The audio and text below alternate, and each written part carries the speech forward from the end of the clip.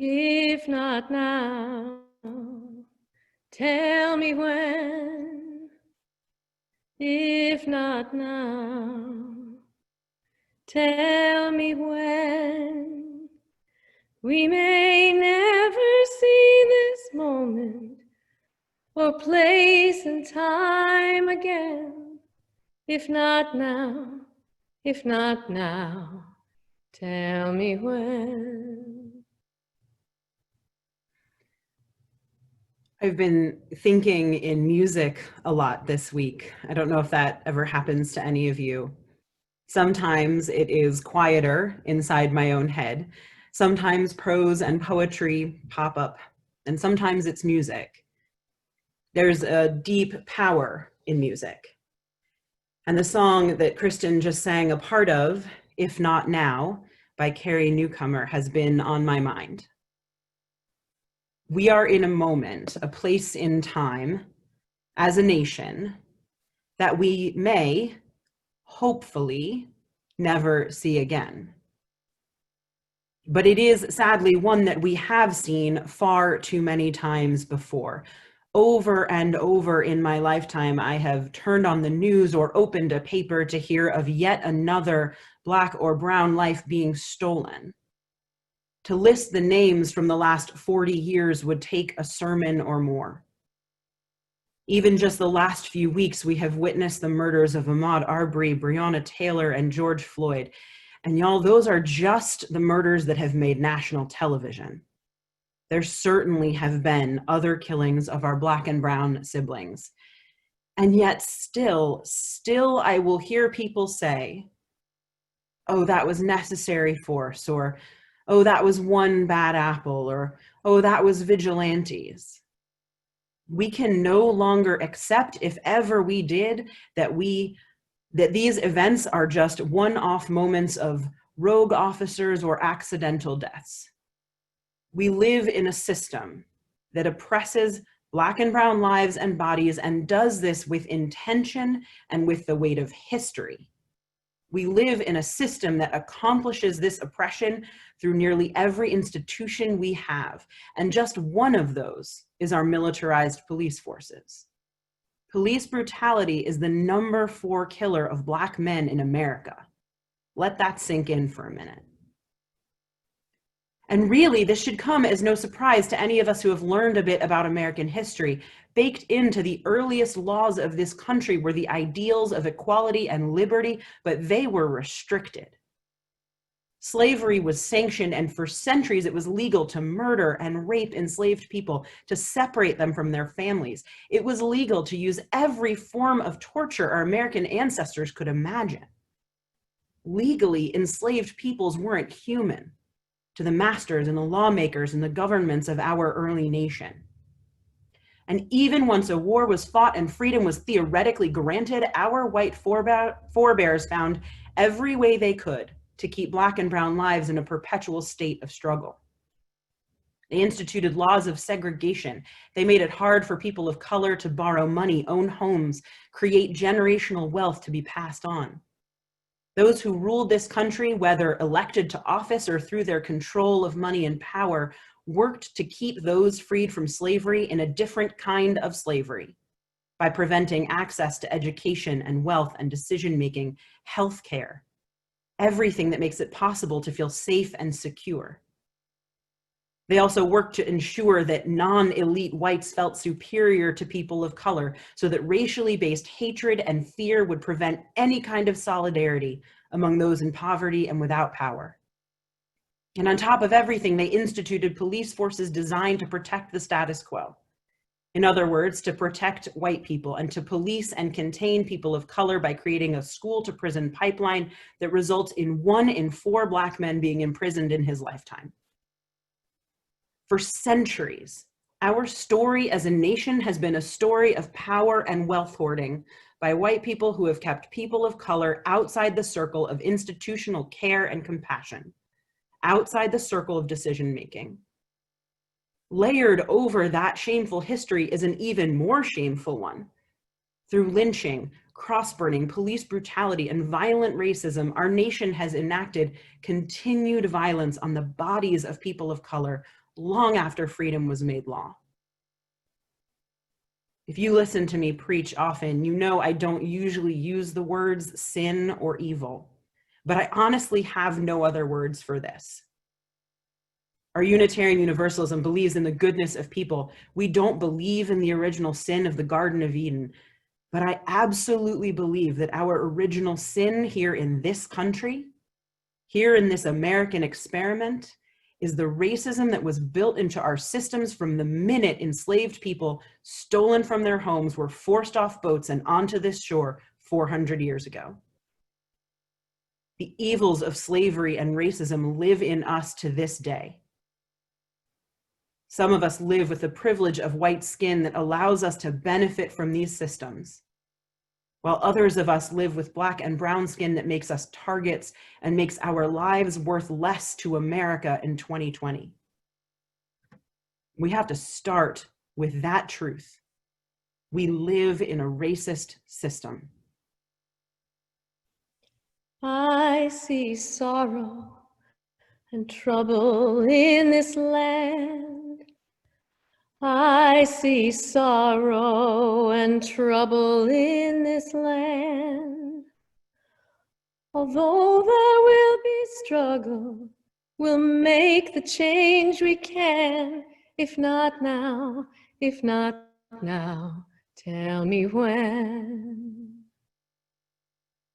So often when I have said that we live in a racist system, especially when I say it in liberal and white spaces, including Unitarian Universalist spaces, the response tends to be, but I'm not racist. I marched in the 60s. My best friend is black. I don't see color, or any number of other responses designed to assure me and anyone else who is listening that this person is not themselves a racist. So I want to be crystal clear this morning, and I'll say it again. We live in a racist system.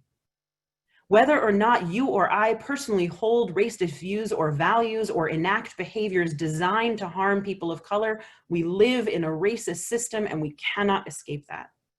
So yes, not every police officer is bad, but the structure and development of our police forces has been steeped in racism for centuries. As a result, these killings keep happening year after year. We have inherited modes of being, values, societal norms, and hierarchies of power that are themselves racist.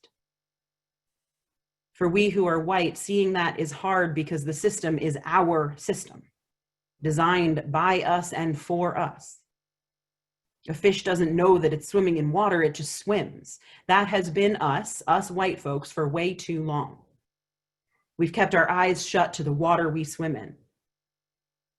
At times, perhaps that's been due to ignorance, many other times due to willful indifference. The time has long since passed that we have to open up our eyes. Even if it is hard or confusing or guilt-inducing or shame-producing, we have to open our eyes, especially us white liberal folks whose values really are equality and liberty and justice for every being. We live in a land of trouble and sorrow, and we white folk have largely been privileged enough to keep it at bay, escaping hard conversations with ourselves and with our children. But the cost, my God, the cost has been countless lives. Parents, siblings, children, generations of lives stolen or altered forever. Generations unable to breathe. I understand, please know that I do, how it feels to look in the mirror and have to say to yourself, you are part of a racist system. I know what it feels like to look inside and ask myself, what racist views did I grow up with uninterrogated, and do I still hold them somewhere deep inside? I know the feelings of shame and guilt and sorrow. I know what it feels like to look at this country and think, shit, racism is so deeply embedded in everything. How do we ever change it? And I know what it is to feel embarrassed by messing up, saying the wrong things or embodying racist behaviors, trying to take charge of things that aren't mine to take charge of. I know what it is to feel called out because I've made a mistake that harmed a person of color. None of it feels good. I know that. I know it personally. But here's the thing that really matters. My discomfort pales in comparison to my deep belief that the systemic oppression of people of color is evil. What is my shame or discomfort compared to the need for liberty and justice and safety and freedom for people of color? And so what am I willing to do for the change we so desperately need? That is the question we white folks need to be asking ourselves. If we can recognize our system is broken and that we benefit from that brokenness, what are we willing to do with those privileges to help create a new system? Are we willing to use them to make change? Are we willing to give them up? And when? When are we willing to do it? What will it take? If this moment right now hasn't set you running to find a book to read to better understand white supremacist culture and our racist system, if this moment hasn't sent you out protesting, if this moment hasn't caused you to donate to Black-led liberation organizations, if this moment hasn't caused you to question our nation's founding and our rampant militarization of our society and our unchecked capitalism, if this moment hasn't moved you, what will? It's a real question. What will it take? If not now, tell me when. If not now, tell me when. We may never see this moment or place in time again. If not now, tell me when. I may never see the promised land. I may never see the promised land. And yet we'll take the journey and we'll walk it hand in hand. If not now, tell me when. Right now, I know you know every day in this country and across the world, protesters have been out, marching on the streets, chanting Black Lives Matter, chanting no justice, no peace. People have been out marching for George Floyd, Philando Castile, Eric Garner, Michael Brown, and so many others. People have been marching with demands to defund the police and to reform the prison system. People have been protesting to demand that we as a nation take a good, hard look at our baked-in racism and to demand that we find another way. People have been out there marching in spite of a global pandemic that is already disproportionately affecting communities of color because there have been generations of disproportionate access to healthcare and food and education. People have been marching following liberation movement leaders of color and following youth. People have kept protesting despite police brutality wielded against them as they march to end police brutality. People have kept protesting even though white supremacists have attempted to subvert these events by inciting violence. And people have protested using violence themselves. And I do not say the following lightly. I will offer no judgment and no condemnation for the use of violence by protesters. Again, I don't say that lightly. But expecting peace and nonviolence in the face of endless oppression that is itself violent feels to me like one more act of oppression. I'm not pro-violence. But I will not demand that our siblings of color and their allies who are fighting for justice be gentle when my ancestors and our current system have been anything but. I believe to my core that we white folks would be out there burning everything down if it were our children being murdered in the street. Why would we judge others for doing the same? And why aren't we out there helping in even greater numbers? Our white privilege makes it impossible for us to even fathom what this would feel like. So we have no room to judge. Even one of our nation's most vocal proponents of nonviolent protest, Martin Luther King Jr., said, "Riots are the language of the unheard. There are things we still haven't heard, things we still need to hear if we are ever going to make change." And change has been so slow. And yet people have been protesting day after day after day, even though they know this nation has been glacial in its progress on systemic racism. People keep protesting, even at the risk of losing their lives. More than once, I have heard a rousing sermon preached on justice, and often, if it comes out of a Judeo-Christian context, the language of the promised land is used. You've likely heard this yourselves. The story in the Hebrew scriptures is complicated. The Israelites have been led from slavery by Moses, and they are free. They wander the desert for 40 years looking for the land their God has promised them, and they find it, but it's inhabited. But God promises to help them clear it. That's a story for another day. And then Moses dies just before they make their way there. Despite all his hard work, he isn't able to see the promised land. The story is used as a reminder that we may never see the fruits of our own labors for justice. We might protest and march and even lay down our lives, and we may never experience the freedom and liberation and justice ourselves. I've thought a lot about that story as I've watched the news this week. I've thought about the hope and the courage and the desperation and the frustration and the commitment and compassion it takes to risk yourself, knowing that you do so not because you will necessarily reap benefits, but because it's the right thing to do. Because generations that come after you will come to know peace and love and safety because of your work. I've been thinking about what it means to be part of the fight for justice. What is the work that is required to get to the promised land? Who needs to do that work?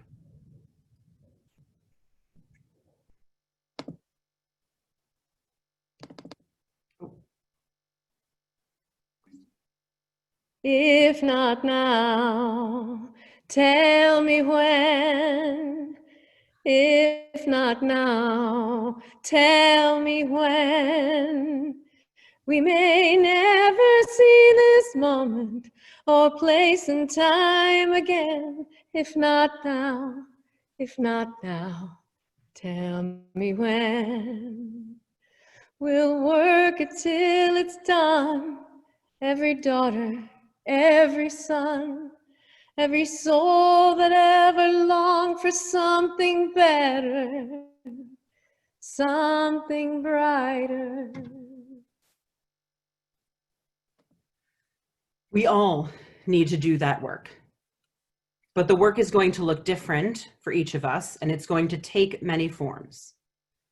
The promised land will only be reached when enough of us come to understand how desperately needed change is, and when we're willing to do what is required for that change to occur. We white folks have our own particular work to do. Our first step, ever and always, is acknowledging the truth of racism in our homes, in our towns, acknowledging the true lived experience of our siblings of color, and acknowledging that we simply cannot ever know what it means to be Black in America. We white folks have work to do educating ourselves and each other about the racist history of our nation. We have work to do dismantling the racist behaviors and values and entitlements we embody unexamined. We have to help each other move through the shame and the guilt and into deeper understanding. And we have to do this without asking people of color to be our guides. We have to round each other up, check in on each other, and call each other out. Make sure that we are always moving toward racial justice. We white folks have to use the privilege our skin affords, and we have to risk those privileges for the sake of justice. That might mean protesting, though in these times of the pandemic, it might not. It might mean turning more of our personal resources, be they financial or skill set resources, to the fight for liberation. It might mean advocating more vocally and robustly. It might mean finding ways to use the privilege of our white voices and bodies to give power over to leaders of color in the liberation movement. It is the reality that we white folks, even those of us who like to be in charge and in leadership positions, need to learn to sit down, take a back seat.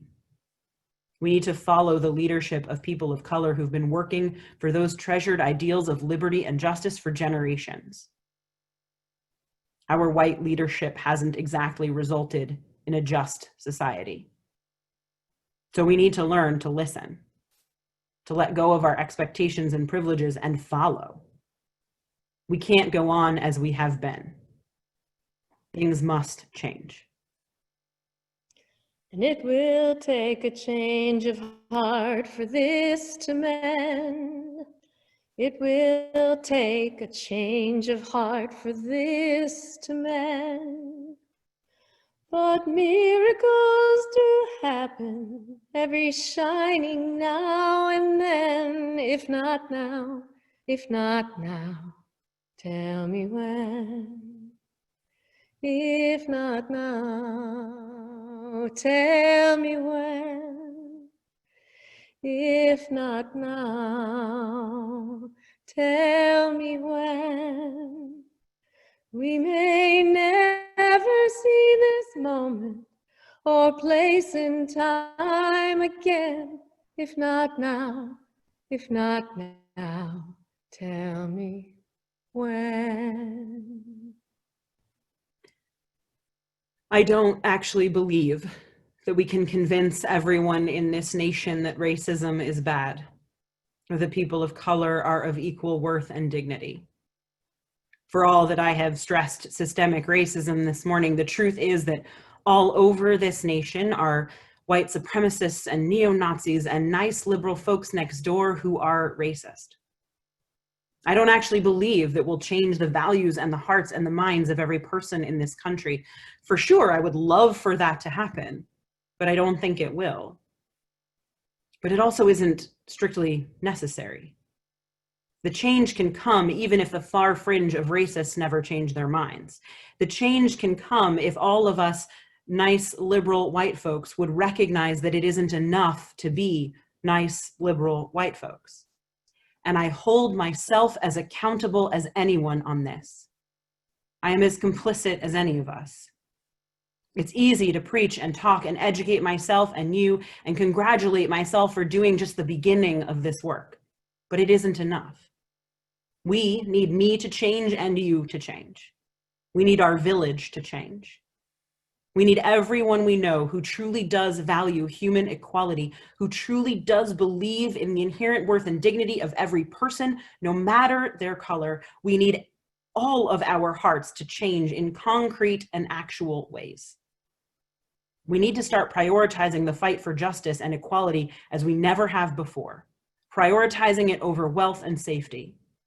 We need to start making actively being anti-racist a central goal of our own lives and our communities' lives. Disrupting racism wherever we can and building into our behaviors and systems an attention to dismantling our racist system. We need to start marshaling our resources and our privileges to further this cause. And we need to believe that it matters not only on Sunday mornings after weeks of unrest and protest, but every single day. I know the feeling of hopelessness, of wondering what comes next and what to do. So I'm not going to leave you without some thoughts on that. We have a racial justice team at the Unitarian Society of Ridgewood. Email them. Check out their reading list on our website. Find out what they've been up to. Bring your passion and your ideas to them. Get involved with them. If you are white, find a White Allies accountability group. I have one with colleagues. We can ask each other questions there, share confusion or moments of failure or success on our anti-racist journeys, and we can do it without re-traumatizing our beloved colleagues of color. If you want to start a white accountability group, come and talk to me and I will help you. If you're white, start conversations among your white family and friends. Stop letting racist comments slide. Ask yourself all the time if what is happening around you or if the words being spoken to or by you have a grounding in racism. Stand up for what you believe in, even if it comes at a cost. Listen to the upcoming series, Let's Talk About Race, from Ridgewood Walks, Ridgewood Talks. Reverend Mac Brandon will be online for the next 5 or 6 Monday evenings, talking about race and chatting with others about this moment and where we go from here, what we as a village of Ridgewood can do.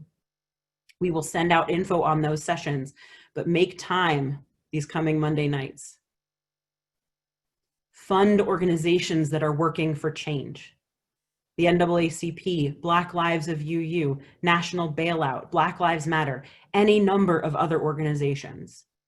I promise we will provide a whole list in the upcoming week of places where you can send money to help those who are protesting right now and who help the movement for justice going forward. Vote, and do it with changes to our racist system in the forefront of your mind. And if it's safe for your body to do so, protest. Join the marches and the demonstrations. I promise you that I will do everything I can to help us move forward as individuals, as a congregation, and in our larger community. We need to be part of the miracle of change that must come. Whether we will see the promised land or not, whatever sacrifice it takes, we have to be part of building something better. Miracles do happen every shining now and then. If not now, tell me when. If not now, tell me when. I know things are hard right now. Things have been hard for generations. But you are not alone. We are not alone. Take a deep breath. Together, we can widen the circle. We can work for freedom and justice, and we can be part of the miracle of love. So may it be.